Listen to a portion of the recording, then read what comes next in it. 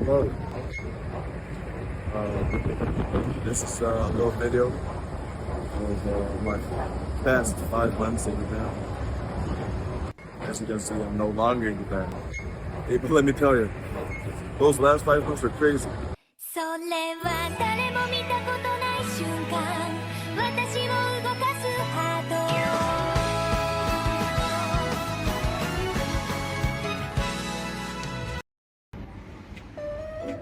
So, let's talk about the setting. Where was I in Japan? Well, I was in Tokyo. I was actually in a place called Sendai. And imagine Tokyo was smaller and less people. You get that feeling of modern, but also that traditional feeling still. And the people are also very, very nice. What I do notice is the bigger the city, the more, I'd say, the people are reserved. And the smaller the city, like if it's a village or something, the people are very, very open and happy-go-lucky, And even though Sendai is considered a big city, it's like the 7th biggest city in Japan, the people are so open and so happy. It's amazing. I was like embraced with open arms. I didn't really expect that at first, But yeah, it was an amazing experience. Also, the fashion sense is just amazing in Japan in general, and also in Sendai. I felt threatened, so I had to, up my game a little bit and buy some stuff to compete with those people. Good job, my brother. We rocking with you.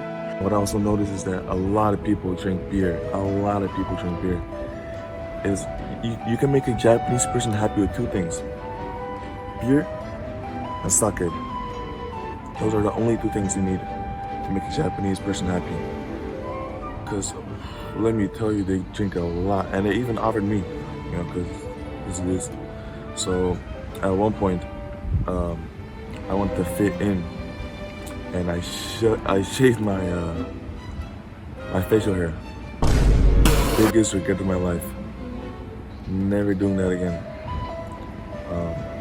Man. But yeah, the people were amazing there. And I would even come back just for the people.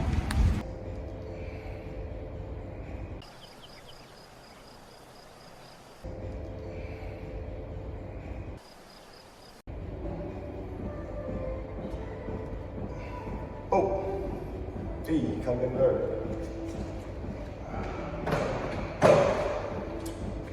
My bad.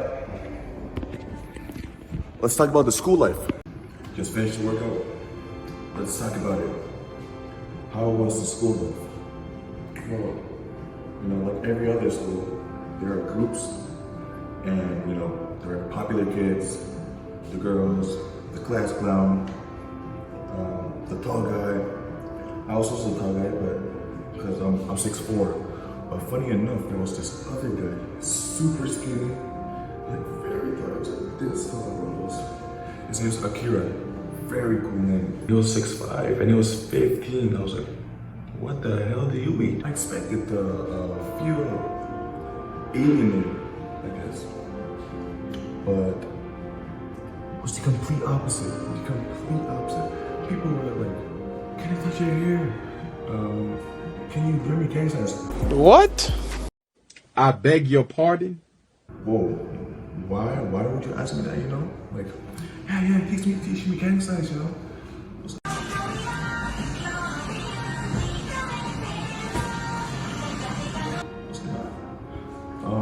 But yeah, it was so cool. Like, what kind of music do you listen to? All that cool stuff. And there's this thing I do. When you dap someone up, right? Oh, I do this when I dap someone up. And I did it once, and everyone in the school started doing that. Like, everyone was like, Dominica. It was so funny. And what you see in anime is true. They have the after school activities. So volleyball, basketball, badminton, calligraphy, baseball, you name it. I joined the basketball club. Akira also doing the basketball club. He was 6'5". So we were talking a little bit, bonding over basketball. And let me tell you, those Japanese guys are really, really good. Let me tell you, Japan's culture, it's about working together in harmony. So you see those guys, like, passing the ball, it's like they're like. You gotta be kidding me. Nah, no way.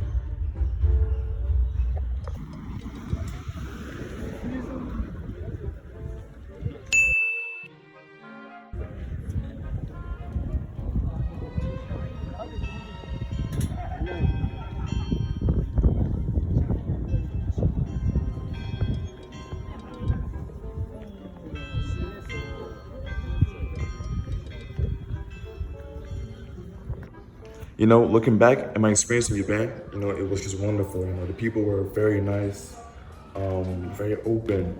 The fashion sense, I had the costume clothes, of course, The school was amazing. Teachers, I cannot stress enough. Gotta give a huge, huge thank you to the teachers that just, treated me with such care. And also the students were such wonderful people. I could connect with them and I could make a lot of friends. I'm very, very grateful for that. Food was amazing. Food was incredible, of course.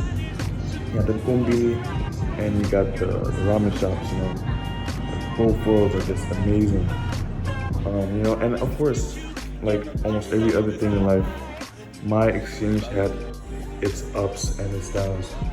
But I'm just fortunate enough to, be in Japan at the young age of 17, landing in Japan on my birthday, other end of the world, to just experience this rich culture is just amazing to me. It's just such a gift. Gotta give huge shout out to AFS Japan, AFS Belgium, and AFS Miyagi. Thank y'all to the end, and all the other sponsors that helped me. And I hope to just learn from this, to just become a better individual overall, Like, look a little bit like the Japanese people, harmony and putting themselves in other people's perspective, other people's shoes, viewing things from a different point of view. I'm just happy to have this eye-opening experience, this moment of growth, this journey. I also gotta give a huge and major shout out to Correndo, who sponsored my flight, and Rotary Club, the ferry club, who helps people like me, young individuals with bright minds that have a goal to achieve. And they just help us because they know what we can do in the future when we put our minds to it. Like who would have thought, who would have thought that a 17-year-old from the Caribbean, went all the way to Asia to learn Japanese and learn about the Japanese culture. I also gotta give a huge thank you to my parents, mom and dad, for letting their son go on such a wonderful experience, such a wonderful adventure. Thank y'all. I know it was hard, but I'm forever grateful for what y'all did for me and just what Japan did for me. It's a beautiful country. Cannot recommend it enough. Be wary of the rules though. Follow the rules. It was amazing. Thank you, Japan. Arigatou gozaimashita. And sayonara.